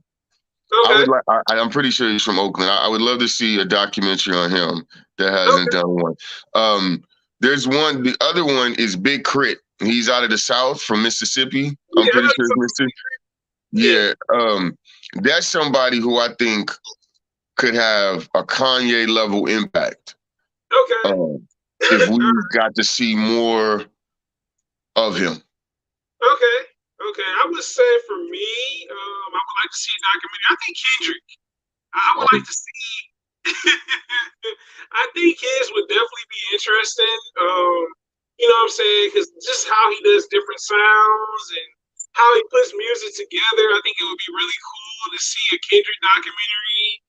The other person, shockingly, I know a lot of people are like, "What? You want to see that?" I like to see a Drake documentary. You know what I'm saying? You know, I think it would be interesting to see. And if I had for like a female rapper, I would give it to Rhapsody. yo, Yeah, I think it would be yo, dope to see. Yeah, because she started off with Night Wonder, now she's with Rock Nation. I was like, that would be really cool to see that. You know what I'm saying? Definitely. that Yeah, actually would be a crazy. And it's actually hopefully somebody's doing it, but yeah, Rhapsody I think would yeah, be a crazy documentary, or just um well, I would say just her and that whole sort of, there's a female movement in you know, it's like it's almost taboo to say female MC, right? But there's a right. female movement. But I would love to see like No Name, Chica, Yeah, Jean Grey, yeah, Rhapsody, Ciroc. yeah, Oh my God, Ciroc would be. yeah. She actually deserves a documentary because she's an unsung, underrated MC. Period. You know, Yes, and yes, hopefully Kanye with his documentary kicks it off and we start getting more of these. You know what I mean? That would be dope. That would be dope. yeah, yeah. I would love to see more of those, man. It's good to see that this, like I said, his friend showed the process of that. You know what I'm saying? Like how he went through. I think the other scene I forgot to mention is when he met the little boy. Remember the little boy he met before he went to go see Pharrell? Yes, yes, yeah, yeah, yeah, yeah. Yeah, he introduced himself. He's like, "Yeah, I'm this and that." I was like, "Oh, that was so cool." Like, I wonder if that little boy remembers that. You know what I'm saying? See, or that's the thing. Like Kanye wasn't all bad. He never was. And I think that was, let me ask you, what did overall, Mhm. you know, um, what did you get out of this 3-part series? I mean, pretty much. I mean, he goes through things just like anybody else, man. You know what I'm saying? We see he goes through problems. You have, I guess you could say, you have your downfalls. Also, it showed me that no matter what situation you're in, pretty much that you can accomplish anything you want. You just gotta be willing to keep going, even when things don't work out. We saw that when Kanye got shelled by Rockefeller. What did he do? He kept making songs. He was making money by producing for other people. He produced for the Roots, GLC, John Legend. You know what I'm saying? And I'm pretty much maybe even other artists too, like Alicia Keys probably, and other artists too. But the thing was, he kept going. We also saw like just him having a foundation of people that supported him. I mean, in the first part, we see his mother being the main support, his best friend being the main support. Part two, more so, we see Chicago, like the Chicago coming together and supporting Kanye. And in part three, we saw like the downfalls, you know what I'm saying? Lose his mother, how he's grieving. He's grieving with loneliness. He's kind of a bit of a narcissist. And, a lot of people think narcissists, they're like, there's good, there's the good narcissist, there's the bad. You know what I'm saying? But we also see him trying to break into another industry, the fashion industry. So it's pretty much showing you that there's more than one way to make money. For Mm-hmm. one, Kanye, we saw that with producing, rapping, clothing. You know what I'm saying? The other thing was we saw a vulnerable side of him with friends and family. You know what I'm saying? More so, pretty much him falling out with some of his friends. More so, Cootie. And I'm pretty sure there were some other friends too. But Yeah. also, him having to deal with losing his mother. He kept working. You know what I'm saying? He didn't take a day off. He just said, hey, I'm gonna take a whole month off. I'll be back. No, he kept going. So just the determination and the willpower, just him, the self belief in himself. You know, so He that's what would I. not stop. Yeah. Yeah. Man, that. I mean, again, I think that was the thing for me was that it was a great, great reintroduction to Kanye, to why we loved him, why some of us still love him. Um, it gives me a second look at him. Like, you know what? Because I had written him off for a long time. Like, bro, you're just a pompous, arrogant dude. And this documentary really helped me realize or remember that, like, because that was his story for a long time, is I'm a producer trying to be a rapper and nobody would give me a chance. And so, Right. um, I have to remember that he wasn't always the trailblazer. He wasn't always the icon. He wasn't always people's favorite anything. There was a time when he was that annoying pest that nobody would give a chance. And you have to remember that in order to understand how his confidence shines now. Like it has a different look on it. We don't remember how much shit he went through to get here. He Right. does. And so Yeah. that's his perception. And that's what it was. It was a really good reminder and reintroduction to Kanye. Do I love him again? No, but I do understand him. I do appreciate him. And in some ways, I would say I accept him again. I would, you know. Yeah. Um, I definitely like the STEM stuff that he's doing. Okay. Okay. Um, and I think he's still sticking to the idea of using his life and his life moments as like promotional vehicles. But it's not much different than anyone else creating content out of everyday stuff that goes on. So, Yeah. you know, True. Yeah. Yeah. so man, we've been on here 2 hours, man. No, man. Woo. Hell of a conversation, man. I appreciate you having me on. I appreciate you too, bro, for wanting to join, man. I truly do appreciate it, Hey, man. let's we gotta, man, well, I gotta wrap up, but we gotta do this again. We need to schedule something else. It was a Okay. fun project. It was like homework, man. So it was good. I appreciate it. Oh yeah, no problem, man. Yeah.